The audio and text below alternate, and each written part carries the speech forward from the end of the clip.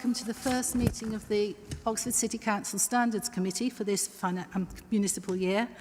My name's Catherine Fithian and I'm the committee clerk, and I'm going to start the meeting this evening.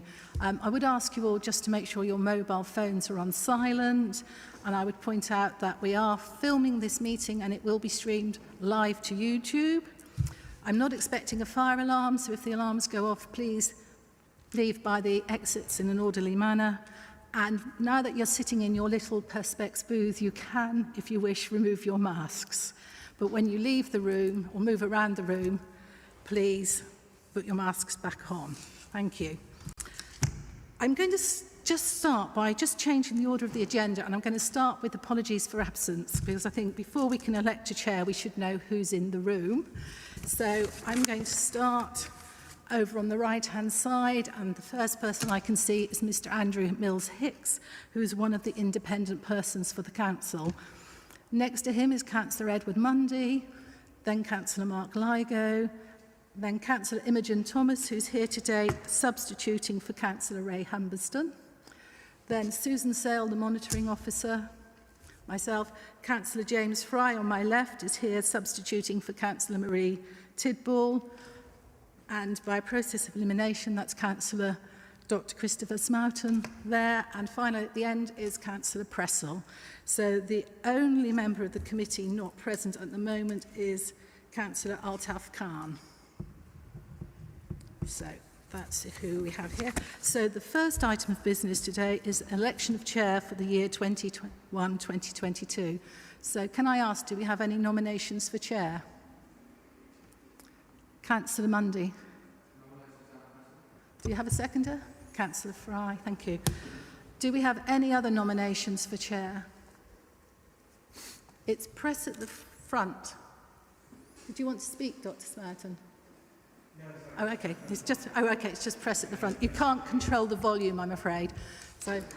So in the absence of any other nominations, I confirm that Councillor Pressel has been elected chair for this municipal year.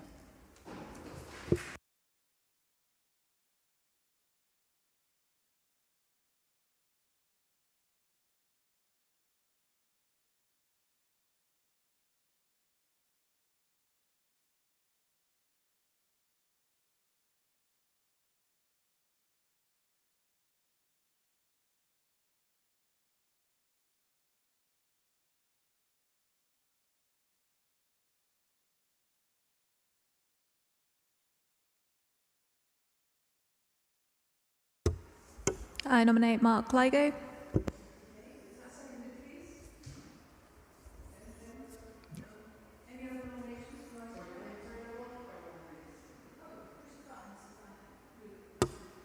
Sorry.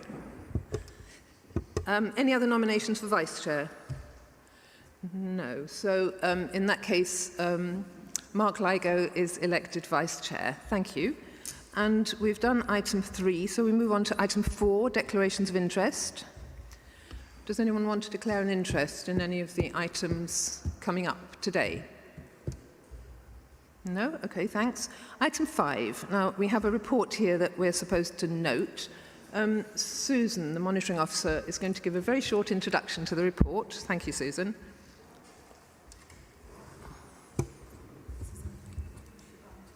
Yes, thank you, Chair.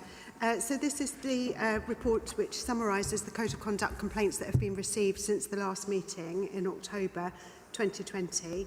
And it's just for noting and also for some of the issues that have been raised as a result of this batch of complaints. So you'll see that there have been 16 complaints that elected members have breached the Oxford Code of Conduct for members in that period. Just to put a little bit of context on that, that does sound quite a large number, but to put it into context, 10 of those complaints are from the same complainant, and 3 others relate to one single incident. So that might help. I would point out the lessons learned section from paragraph 10 in the report is that several of the complaints relate to social media, posts on Facebook or tweets or WhatsApp messages. One of the main issues that we came across was complaints that are quite historic, and, where the conduct is more than 6 months old, and that was taken into account. And the key issue that's come up in many of the complaints is whether the councillor was acting in their capacity as a councillor. So many of the complaints relate to conduct, for example, at group meetings or social events, where it was deemed that the councillor was not acting in capacity and therefore the code of conduct was simply not engaged and the council has no jurisdiction over such matters. And I'm happy to take any questions, Chair. Any questions, please?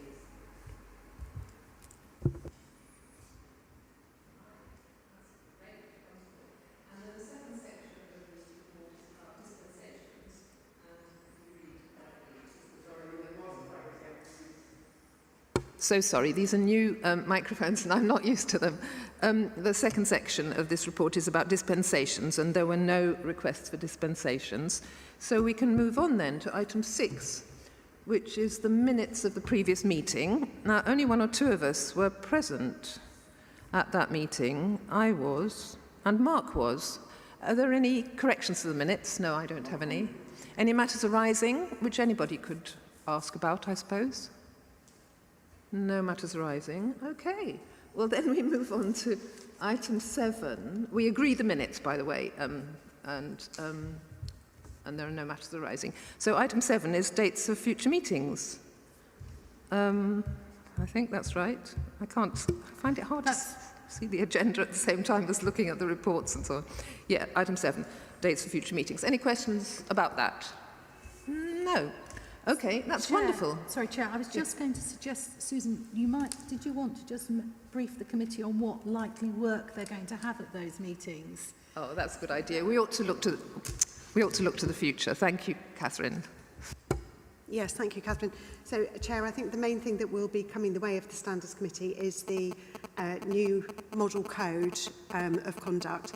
So there was a report from the Committee on Standards in Public Life in 2019 now, but as a result of that, they commissioned the LGA to produce a model code of conduct, which has been published, and there is work going on with monitoring officers across Oxfordshire to consider the model code, and I hope to be bringing some recommendations to you in September with a revision and some proposed suggestions for a new model code, which would then need to, if you recommended it, to go to Council for full adoption.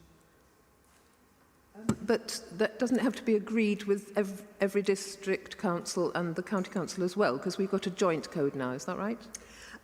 It doesn't have to be from a legal perspective, but certainly the will across Oxfordshire is to agree the same code, and I think that is very helpful, particularly for twin-hatted or triple-hatted members in Oxfordshire. It is helpful to have the same code. So that's certainly the objective, and why the monitoring officers are meeting to try and come up with something that they all can recommend to their councils. Good. Anything else on the horizon we should be aware of? Yes.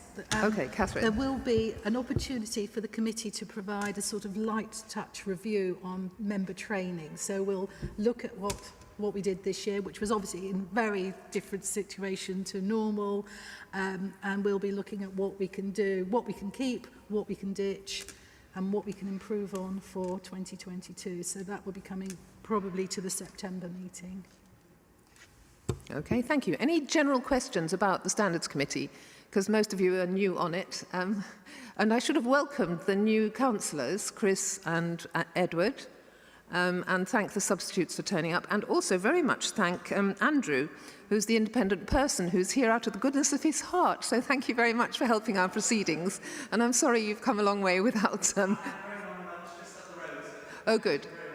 Oh, good. Thank you. Having said that... Oh, Edward. Just one quick question.